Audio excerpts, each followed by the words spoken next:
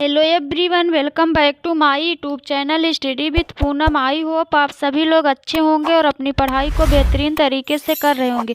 आज के इस वीडियो में हम भारत के कुछ महत्वपूर्ण राज्यों के बारे में चर्चा करने वाले हैं जो सीटेट के लिए अत्यंत महत्वपूर्ण है। यहाँ से एक ना दो क्वेश्चन अवश्य ही पूछे जाएंगे। तो देखते हैं, पहला राज्य है असम। असम में घर जमीन से 10 से 12 फीट ऊपर होते हैं। तो आपसे पूछा जाता है कि असम के घर कैसे होते हैं। असम के घर जमीन से 10-12 फीट ऊंचे होते हैं। ऊंचाई में बनने की वजह भारी बारिश होती है। यहाँ ऊंचाई पर घर बनने की वजह भारी बारिश होती है। यहाँ अत्यधिक बारिश होती है। नेक्स्ट पॉइंट है, ये बांस से बनाए जाते हैं और अंदर भी लकड़ियों का प्रयोग होता है। असम के जो घर होते हैं बांस से बनाए जाते हैं और अंदर सूखी लकड़ियों का प्रयोग किया जाता है। असम में बांस तथा रस्सी के पुल बनाए जाते हैं। यहाँ बांस को गरीबों का टीबल कहते हैं। असम में बांस और रस्सी के पुल बनाए जाते हैं जिससे वो लोग जिससे होकर इस पार उस पार आते जाते हैं। नेक्स्ट राज्य है मिजोरम। मिजोरम में मिजो भाषा बोली जाती है। तो आपसे पूछता है कि मिजो भाषा कहाँ बोली जाती है। मिजो भाषा मिजोरम में बोली जाती है। यहाँ 3/4 लोग जंगल में रहते हैं। यहाँ की मुख्य फसल चावल है। मिजोरम के 3/4 लोग जंगल में रहते हैं और यहाँ की मुख्य फसल चावल है।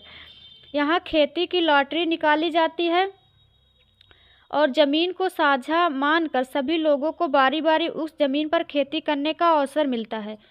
मिजोरम में जो होती है ज़मीन की लॉटरी निकाली जाती है और फिर ज़मीन को साझा हर मतलब सीजन वाइज हर एक इंसान को बारी बारी से ज़मीन मिलता है और वो लोग उस पर खेती करते हैं। मिजोरम में बांस के बर्तन बनाए जाते हैं। मिजोरम में बांस को अच्छे से छील करके और उसको मतलब अच्छे से बर्तन बनाते हैं।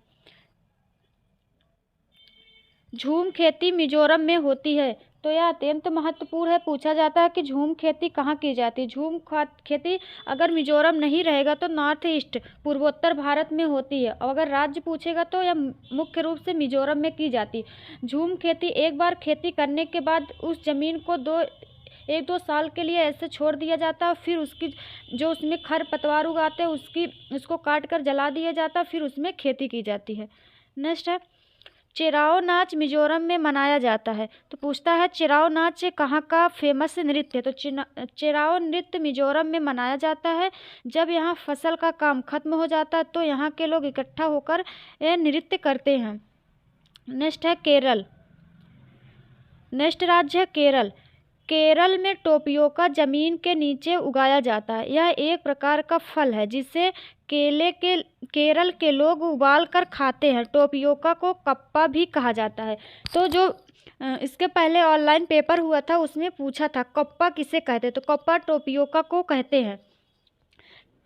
टोपियोका जो होता है ज़मीन के अंदर उगाया जाता है, जैसे शकरकंद होता है सेम वैसे दिखता है और इसको वहाँ के जो लोग होते हैं उबाल कर इसका इस्तेमाल करते हैं।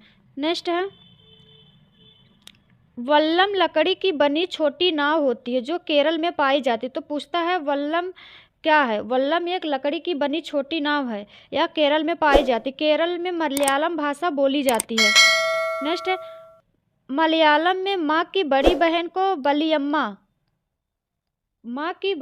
को बलियम्मा और नानी को अम्मा कहते हैं। चाचा को चिट्टापन और चाची को कुजम्मा कहते हैं और पिता को अप्पा कहते हैं। नेक्स्ट पॉइंट है, केरल में एक जगह से दूसरी जगह जाने के लिए फेरी नाव का प्रयोग करते हैं। फेरी लकड़ी की बनी हुई एक नाव होती है ये मतलब बहुत बड़ी सी नाव होती है और इस पे लोग अपने आवश्यकता के सामान को रखकर एक जगह से दूसरे जगह जाते हैं। केरल में एक नाव प्रतियोगिता भी होती है। केरल को मसालों का बगीचा भी कहते हैं। यहाँ तेज पत्ता, काली मिर्च, इलायची आदि उगाया जाता है। तो आपसे पूछता है भारत के किस राज्य को मसालों का बगीचा कहते हैं। तो मसालों का बगीचा केरल राज्य को कहते हैं। यहाँ तेजपत्ता, काली मिर्च, इलायची आदि अन्य प्रकार के मसालों को उगाया जाता है। यहाँ केले के फूल की सब्जी बनाई जाती है। यह मोस्ट इम्पॉर्टेंट है। पूछता है कि भारत के किस राज्य में केले के फूलों की सब्जी बनाई जाती है। तो केरल में केले के फूलों की सब्जी बनाई जाती है।